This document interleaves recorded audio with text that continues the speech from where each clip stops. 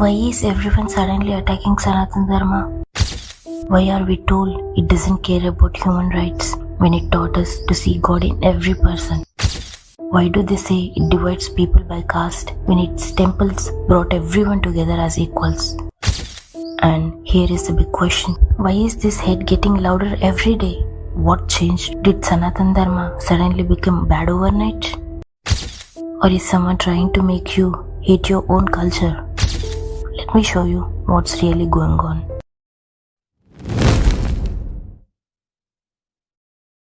Think about this for a second. The only civilization that never forced anyone to convert is now called intolerant. The only culture that worshipped women as goddess is told it hates women. The only society that saw God in trees and rivers is now called backward. Does that make sense to you? For years you have heard the same thing repeated. Sanātana Dharma is old-fashioned. It treats people unfairly based on caste. It doesn't respect human rights. It's against women. But have you ever stopped to ask, is this actually true? Here is what they won't tell you. This is only major civilization that never said my way or death, never burned people alive for disagreeing, never started religious wars, never forced conversions with swords. Yet, somehow, we are the bad guys. So let me ask you, why is there such a big effort to make you feel ashamed of your own culture? Who wins when you start hating your own traditions? And what happens when people are taught to be embarrassed of who they are? Let me explain. Because here is how you destroy a civilization. You don't need weapons. You don't need army. You just make people ashamed. You tell them their temples are silly, their traditions are useless, their beliefs are wrong. You make them embarrassed to be who they are. And that's when they fall apart. Not from attack, but from shame. So let's talk about the main accusations. Sanātana Dharma doesn't care about human rights. Really? Let me ask you something simple. What does Namaste mean? It means, the God in me sees the God in you. Not, I respect you because you are rich. Not, I respect you because you are powerful. I respect the divine that lives inside you, every single person. Think about that. Thousands of years ago, before anyone talked about human rights, Sanātana Dharma was already teaching that every human being has God inside them. Isn't that the ultimate human right? But what about caste? Doesn't it divide people unfairly? Here is the truth. Originally, it was about what you do, not who you are born as. Your work, your skills, your choices. A teacher's child could become a soldier. A soldier's child could become a businessman. It was flexible, based on ability, not birth. But over time, like anything run by humans, it got twisted. Powerful people wanted to stay powerful, so they made it about birth, locked it down, made it unfair. That corruption is real. The pain it caused is real. But here is the question. Is that the fault of original idea or the fault of greedy people who misused it? If we blame every idea for how it's been misused, then we would have to throw away every religion, every government, every system, everything, because humans have twisted all of them. Let me show you what temples actually did in old India. Imagine a village. No police station, no court, no government office. What kept people from fighting and falling apart? A temple in the center.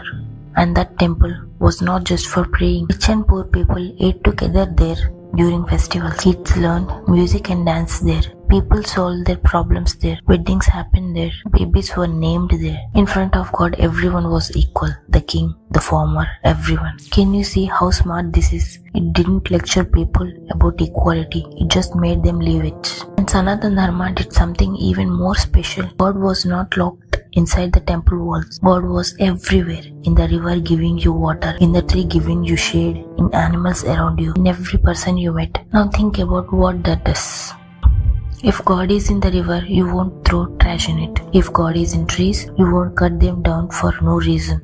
If God is in every human, you can't treat people like garbage. This wasn't just nice words. This was a smart way to build a society that takes care of itself. So here is my question. If this is such a bad philosophy, why is everyone attacking it now? What changed? Let me show you something real that most of us already knew. In December 2025, in Bangladesh, a Hindu man named Deepu Chandra Das is accused of insulting religion.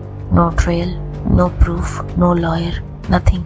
just an angry crowd, a rope, a tree, fire. People share it for 2 days, everyone is upset, then we forget. We scroll to next thing. But does the violence stop? No, it continues. Here is something that should scare you. In 1901, Hindus were 33% of people living in that area. Today, less than 8%. Where did they go? Did they just move away for fun? Or were they scared away, attacked, threatened until they had to leave? Some were killed, some ran, some changed their religion out of fear, burned a few temples, attacked some families. The message is clear, leave or we will hurt you, and the world stays quiet. But here is what really being lost. Not just buildings, not just people, memory. When temples are destroyed, people lose their meeting places. When traditions stop, people forget why they mattered. When stories aren't told, identity disappears. Ask yourself, why did your grandmothers pray that way? Why did your family visit the temple? Why celebrate that festival? If you don't know, the memory is already fading. And when memory fades, people forget who they are. That's when civilization really dies, not with bombs, but with forgetting. And today, it's worse. Violence spread instantly now. Temple destroyed in Bangladesh. You see the video in India within the seconds. Women attacked for wearing a bindi goes viral in minutes. And people watching don't become angry. They become scared. They stop trusting. They pull back. They become defensive. The connections between people, they break one by one. Here is the hard truth. When bad people do bad things and good people stay silent, what does that silence mean? But most people are good, you say. Yes, most people aren't violent. But when good people say nothing, bad people always win. History proves this every single time. So what do we do? Not revenge, not more hate, but remember and protect. Look at real examples happening today. In Kumbh Mela, millions of people gathering to bathe in a river. They are not praying to statue. They are honoring water itself. Hindus, Sikhs, Jains, everyone together. Different beliefs, same respect. In Amarnath, Hindus going to pray at natural ice formation in mountains, and Muslim helpers carry them up. This is happening right now, not ancient story. What does that tell you about what Sanātana Dharma really is? About idol worship? Why do we do it? Simple answer. Everyone uses symbols. Muslims pray facing Makkah. Christians use the cross. Buddhists use statue of Buddha. Because our mind needs something to focus on. The idol is not God. It's like a door to reach God. You start with something you can see. Learn to focus your mind. Finally understand God is everywhere, not just in the idol. The idol was never the final goal. It was the first step. When temples close, traditions die, communities break apart, what fills that empty space? Peace? Wisdom? No. Fear and power. When people don't come together for good values, they come together against enemies. Look around. Bangladesh, Hindus are disappearing. Pakistan, same thing. India, temples attacked, priests threatened. Is this hard to understand? Or is it exactly what it looks like? Here is what matters. This is not just about religion. It's about what keeps people together when everything else fails. Not laws, they change. Not borders, they move. Not governments, they come and go. But culture, traditions, shared memories.